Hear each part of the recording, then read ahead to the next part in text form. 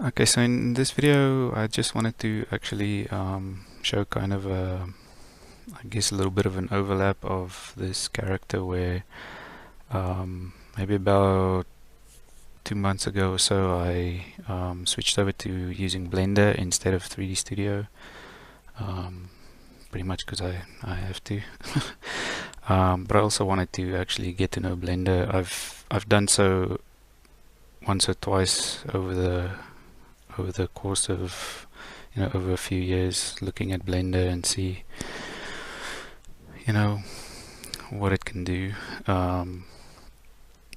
And I think it's at a place right now where it's actually really good. So I've been doing tests and trying to migrate my workflow from 3D Studio to Blender, see what I can either match one to one, or what I have to do to replace a certain part of it or whatever. So of course with stuff like static meshes, hard surface, that kind of thing, it's all the same stuff, there's nothing really any different. The biggest difference in doing Blender versus 3D Studio is just the actual, I guess, shortcuts and tools and things like that, how they're laid out and how you use them. Ultimately you do the same stuff, you just do it in a different way.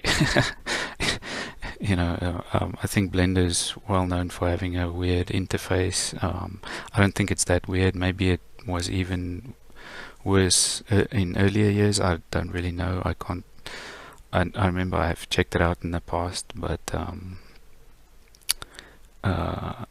yeah. So what I actually wanted to just show in this video specifically was just kind of the workflow that I would have done in Max for a character that translates pretty well over in Blender. So if you've seen my previous video, you would have seen this character, and I would have gone through how I would go about skinning it. I'm actually busy recreating the skeleton and the rig for it. I never actually rigged it in Max, and I created the skeleton and I skinned it, and I never actually went so far as to rigging it. And so of course in Blender I will be rigging it, and I've done the just a simple rig so far, just so I can at least test things out.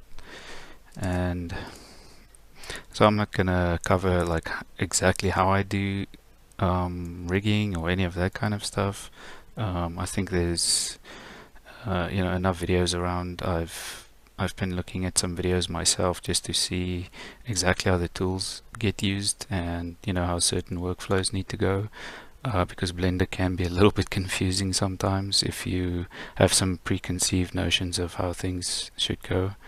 Ultimately the basics of it are all the same. You want the same result, you just go in Blender a little bit differently to get that result. So this is the thing skinned, and if you watched my previous video, my way of doing it in Max is using a modifier called skin wrap, and what that allows you to do is wrap the skinning information from one mesh over to another.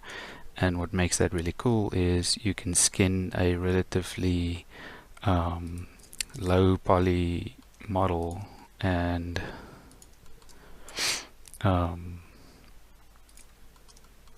then wrap and then basically transfer that information over to a higher poly model. And this isn't super high poly by any means. This is actually the low poly with normal map and stuff. And so if I put on the wireframe, so you can see it's still fairly low poly and easy to skin, but it still has more verts than I would like to work with when I do skinning. When I try and do fairly soft blended skinning, it's just easier to do it on even lower poly than this. So if I go and So this is the exact same mesh that I used in the Max version of this. Obviously I just imported the models. I did recreate the bones. I just imported the models into Blender. I didn't import the bones from Max. I just recreated them in Blender so I can have a clean start instead of having some imported information that I have to deal with. So yeah, again, so this is much simpler geometry, much easier to skin and get a soft blend on things. And so in my Max workflow, I would then go and skin wrap that to the higher poly mesh, which is this one, and it it works out pretty good. I did the same thing on my on that rock monster, the lava boss monster, the big one. I did some videos on that, a few few videos back. I can't remember if I showed the skinning specifically, but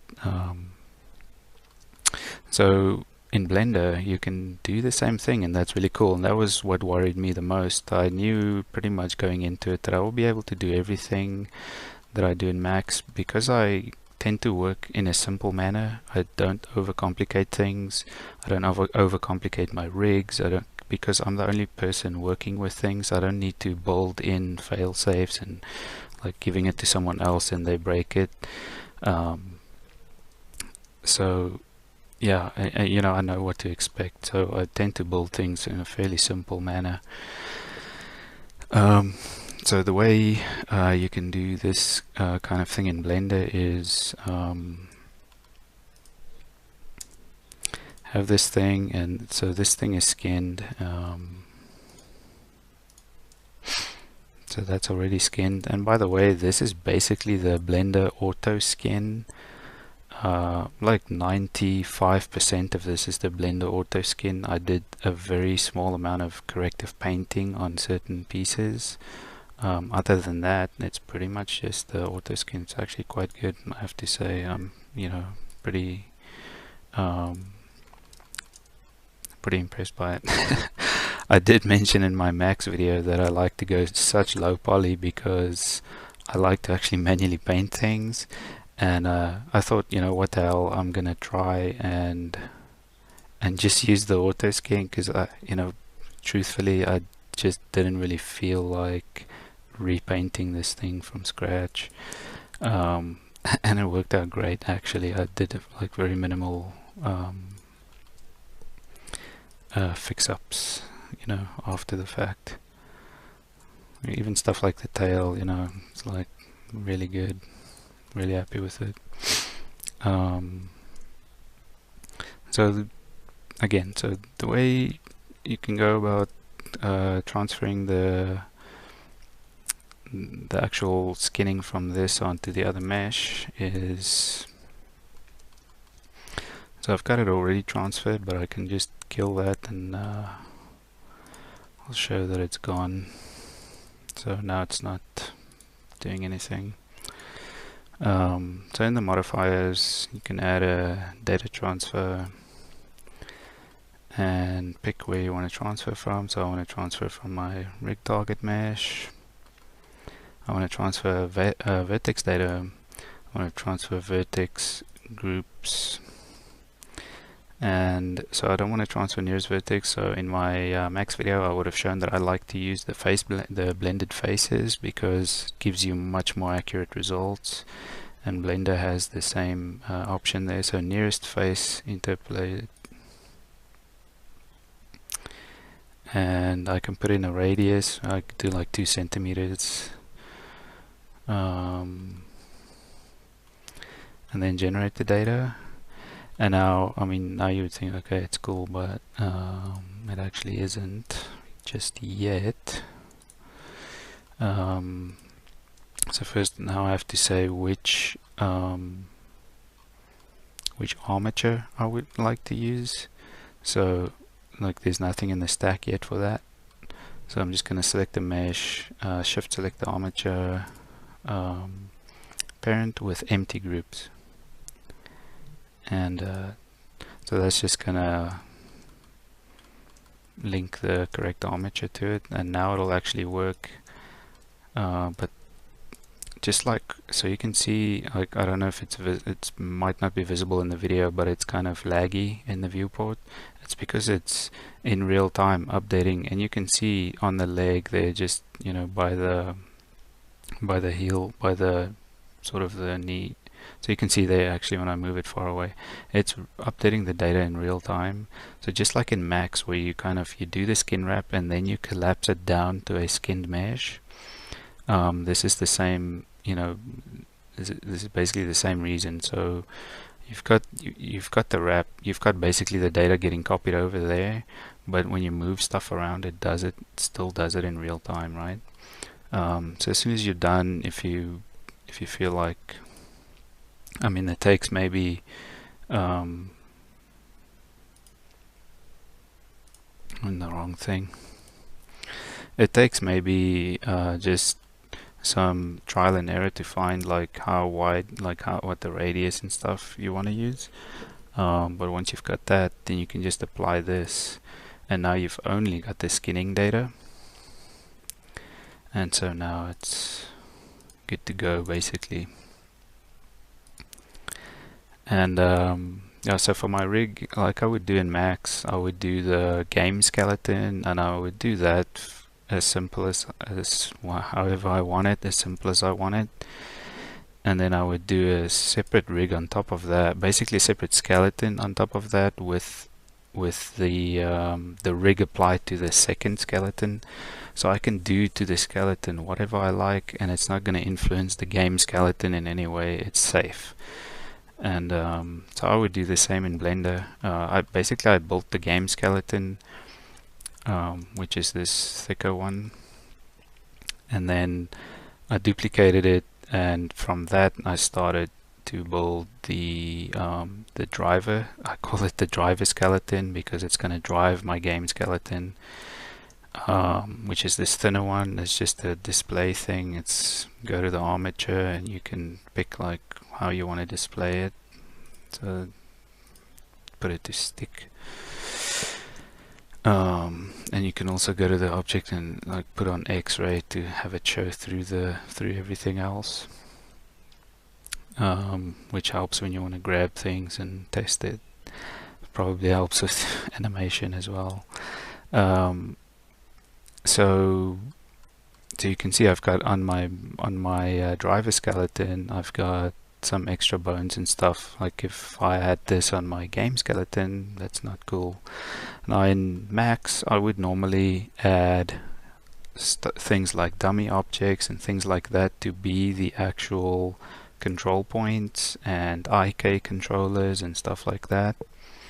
In Blender, it seems like you know, from the various videos and things that I was looking over to see, like, you know, good ways of doing rigging, it seems like actually just cloning and creating bones and things like that within your skeleton to use for stuff like IK is actually a good way to go about it. Now I did do tests where I used dummy objects, and that can work, but it's a pain because of one small thing. It's really hard or really time consuming to try and line things up in Blender. You know, in Max you have a simple shortcut where you go align and you click on the thing and it will just, you know, use the same rotation and stuff. In Blender you don't have that, you know. Not that I could find. Like I searched quite a bit to see if I can find, and there's workarounds, like you can first align the view to the object and then align the other object to the view and stuff like that, and that to me is just not a very good way of doing it. So from what I've seen people doing rigging in Blender, you basically create bones for your control objects, and because they are bones, they are automatically sort of aligned, so you can take this bone and duplicate it, and it's already aligned to where it needs to be, or you can create a new bone, you know, on the axis or whatever the case is. You know, it's like it just already is where it needs to be. But that and it doesn't need to be part of the same skeleton, but it makes life much easier when it is part of the same skeleton. So again, with IK, you set up your targets, you just have a bone that comes off there, you know, and it's all there and it's all done. So yeah, I guess that's the long way of saying it's good to actually have a driver skeleton, because you can have all these extra things, and it doesn't ultimately affect your game skeleton. It doesn't, you know, give you a much bigger hierarchy on your game skeleton at all, because you're never gonna see this driver skeleton in game. So yeah, I mean that's kind of what I wanted to show. You know, like the I guess the Blender side of things, it's pretty cool. I have to admit, I'm actually quite liking working in Blender. You know, there's a few things here and there that are actually faster to do in Blender, and then there's a few things that are slower to do in Blender. I think ultimately they probably cancel each other out, and actually, you know, makes Blender a really good, I mean really extremely good tool for, you know, game development, considering it's free. You know, it's pretty crazy, like you know. So I guess that's it for this video. I just wanted to kind of show that this guy you know, exists in Blender now, and I'm gonna I haven't taken him from Blender into Unreal. You know, that's kind of the next step. I've only done I've only just sort of, you know, done a little bit of the rigging and the skinning and stuff. So I haven't shown, like, while I'm mentioning that, I haven't really shown. So so the way you drive one skeleton with another is just select, so go into pose mode, and so if I want to drive this bone with the other one that's sitting there in the same place, you can just add a modifier to the actually a constraint, not a modifier, sorry.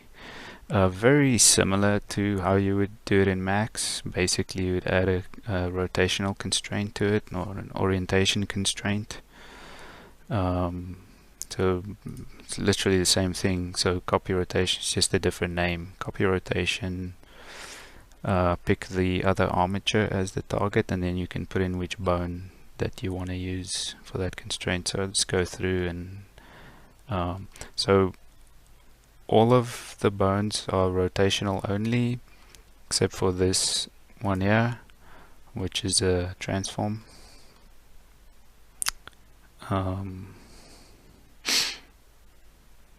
Where does it show the name of it?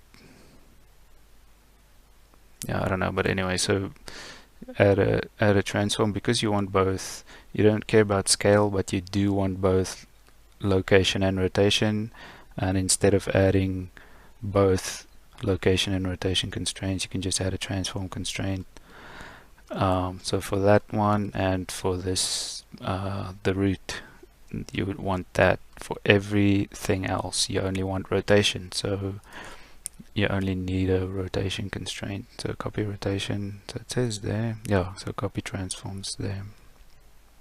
On this one it should also be copy transforms there, and I'll figure out later how to drive the root, because the root essentially needs to be driven, like if I moved,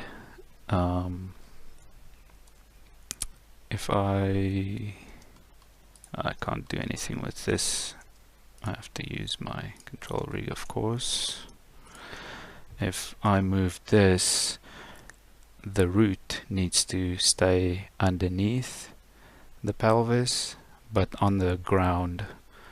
So I will set that up later, and you know, maybe I'll show how that works in another video. Maybe it's most likely there's already 1,000 videos showing exactly that on the internet, but yeah, we'll see how that goes. Anyway, I don't want to make this video too much longer for not saying much. That's that stuff. I think that's everything I wanted to show.